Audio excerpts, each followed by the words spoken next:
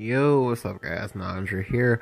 Welcome to another video. So, I think like last week, maybe not quite a full week ago, but I recorded a video and I talked about like pre-evoing a guy and how that like saved my life and how that like helped me like help me like recover from a bad start and win a game. And one of the comments that I got from that was actually from my friend Sakia. He asked me, okay, can you like list some good examples of cards you pre-evolve and the why you do it? So I did actually talk about it a little bit in the video, but if I didn't talk about it, so for me, when I pre-evolve a creature, you usually want to do it on a naked board. If you do it on a developed board, you run the risk of the creature they pre-evolved dying. So usually you want to do it in such a way that again it's on a clear board. So that way, there's certain HP thresholds in the game that become very, very difficult to clear. Like once you reach past 5 HP, you're usually very, very difficult to clear. And even at 5, for some things that it becomes difficult. Like for example, at 5 HP, 2/2s cannot kill you. The only 2/2, well, there's like a small handful of 2/2s that can kill you, and there's like effect based. But if you just go off of like vanilla stats, no 2/2 in the game can kill you. When you have like 5 HP, if you have like 7 HP, or sorry, well, let's just go one more. If you have like 6 HP, 3 attack creatures cannot kill you. Like vanilla 3 attack creatures cannot kill you. Even if they evolve, because the evolve will only give them at max +2/+2. When you get to 7 HP, that's the when you're like a base 5, which is, I mean, like you have like 5 attack, so you have 5 HP originally. Those are like the prime targets that you want to like evolve, just because then they evolve into a whopping 7 HP creature. At 7 HP, it's very, very difficult to take you out in one shot, especially if it's on a vanilla creature. Well, actually, I lied.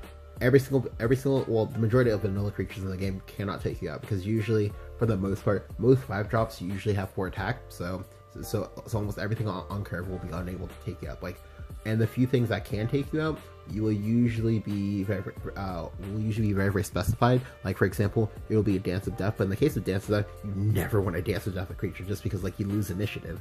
Like you trade in your turn 5 to kill a creature and deal 2 damage, but that just gives your opponent like time to like set back up again, and then from there you're just gonna be like the defender for a while.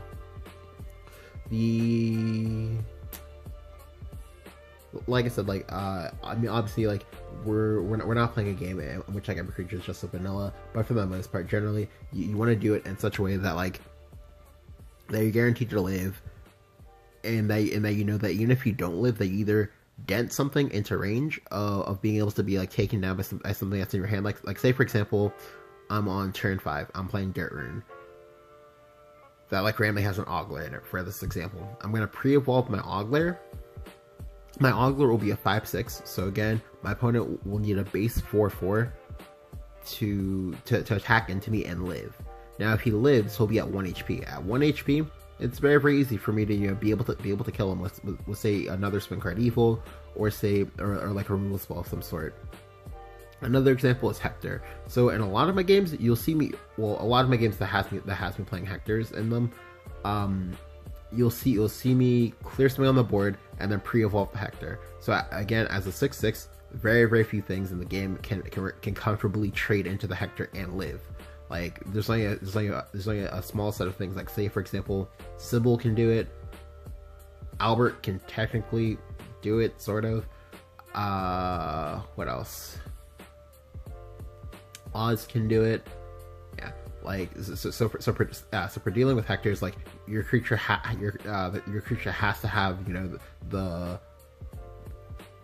4 attack and 4 HP minimum to do it, or we'll have to have the 4 attack and 5 HP stat line to do it. Like, and again, that's very, very difficult, because as you know, like not every class has that like 4/5 creature that's good stat line. So yeah, that's usually why I do it. Just because like it gives a lot of pressure. Additionally, if I have a spare Evo left, or if yeah, if I'm going second, so you know, if I have like an additional evo up on my opponent, like I don't mind using that evo like that, because again, 9 times out of 10, they're gonna have to evo. They're gonna have to evo back into me. So basically, the only thing that we've done is that we just like simplified the game state. I have 1 less evo. He has 1 less evo, but I still have 2 evos. He has 1 evo. So in the end, like it works out better for me, because like what you'll notice is that like a lot of people don't know how to play when they don't have evos anymore. So like this is usually what I do when I play versus Dragon. Like I go ahead and I force each of us to use all of our evos, because I know what I'm doing and what I need to be doing without evos, but my opponent does not. Like because like when you're without evos, it makes certain things scarier. Like for example, playing an Israfil, if I have something on board, that becomes very, very scary, because like you can't just like evo your Israfil into my guy anymore, and suddenly have the only creature on board. Like now you suddenly have to be worried about, oh, what do they have removal spell? But yeah, so the game I'm about to show you, it's still me playing some Daria, and this game, like, I believe I played it a little bit poorly. No surprise there. But I'm able to come back and win just because I understood the value of pre-evoing. Well, partially because I understood the value of pre-evoing.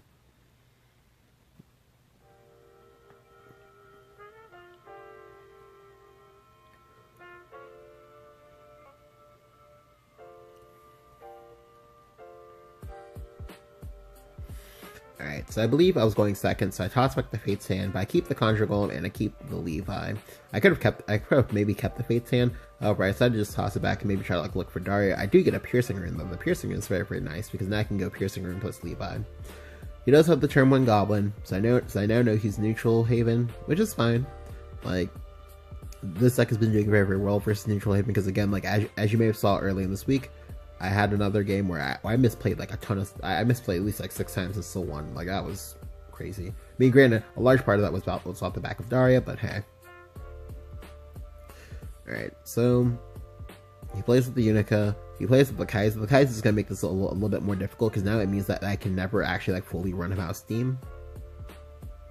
Alright, but this turn I make a misplay. So this turn, the correct play, at least in my mind, because there's a few different ways you can play this. The correct play, at least for me, is to either trade into his Unica, and then, it's a Magic Missile, one of his 2 attack creatures, trade into the one I did not Magic Missile, or conversely to trade into the one in order to take a value trade into his Goblin. If I take the value trade into his Goblin, I am going to get blown out by Angel Thord, but we know because he played the Kaiser, he most likely does not have the Angel Thord in his hand. Most likely he has, like, say, Lion in his hand. If he has Lion, I'm in a bad spot regardless, but yeah. So by doing this, by pinging that creature, it makes it so he has to have Alice next turn, which I know he does. If he has Alice, it means that however he decides to make his trades next turn, I'm always going to be able to kill at least 2 creatures, and that can set up to kill a 3rd creature on the turn after my turn 4, so on my turn 5. But I choose to go ahead and Magic Missile face, because I didn't want to play that. I didn't want to quite play like that, because like the cast's making a lot of predictions, and if I get the predictions wrong, it's gonna be like really awkward for me. So I figured I might as well just go aim at face, because again, when in doubt, go face. Alright, so here he did have the Alice, and this is gonna be kind of awkward for me, because now I'm gonna have to float some mana like both this turn and next turn, and it's really difficult because like he wants to play on curve. He wants to play on curve, so I myself also need to play on curve.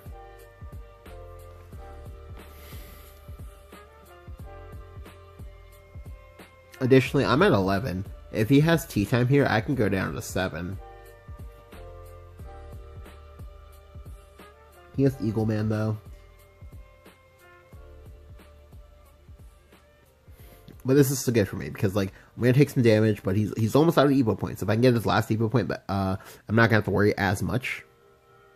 I get my Daria here though, so this is nice, because now I can go Wind Blast on his 6/3 into Fate's Hand, into Blade Mage for 0, and then have the Blade Mage trade.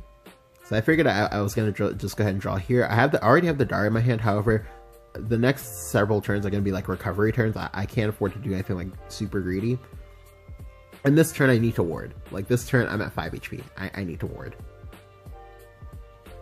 So this turn, because my Daria is at 6, I need to reduce the Daria a little bit more, because the thing with Daria is that like you want to have the Daria cost as little mana as possible, so that way you get to just like go into your turn with five brand spanking new cards. If they're Oglers, you can go ahead and like set up the Oglers that turn. If they're removal spells, you can go ahead and remove your opponent's board. And you want to play it for tempo. Like you don't want to play it in the position that I'm in which you have to play it for recovery. Because if I play it for recovery right now, I'm gonna be in a bad spot, because like I physically will not be able to cast any of the cards that I get from it, like specifically like Blade Mages and whatnot, because they're not gonna be 0 costs. So this turn I need to ward. I need to ward this turn, because this way I can set up the Daria for maybe say a 2-mana Daria. A 2-mana Daria is a lot better than a 6-mana Daria, I think. So when I see that I have the Kaleido, I know that I have to go for it. So I'm gonna go ahead and just Kaleido his Goblin. Draw my card. And now I'm going to go Golem Assault. I go for the Golem Assault because this way I prevent myself from taking damage. Now, I'm going to also pre-evo the Golem Assault, or the Guardian Golem, sorry. The reason why I'm doing this is because this way I play around Hector. Yes, the Guardian Golem dies on board. However, if he doesn't have the Hector, sorry, if he has the Hector, I'm going to die regardless. But if he doesn't have the Hector, this puts me in a really good spot to come back, because as long as my HP is not 0, I can always win this game. Additionally, as long as I'm not at 3, I can always win this game. If I go down to 3, I'm always dead to Garuda. There's a chance that he might not Garuda for pressure, and he might save it for the kill shot. So knowing that that's the case, I'm gonna go ahead and just go for it. If he has Dance with Death, I'm gonna die to that too. However, they don't play Dance with Death, so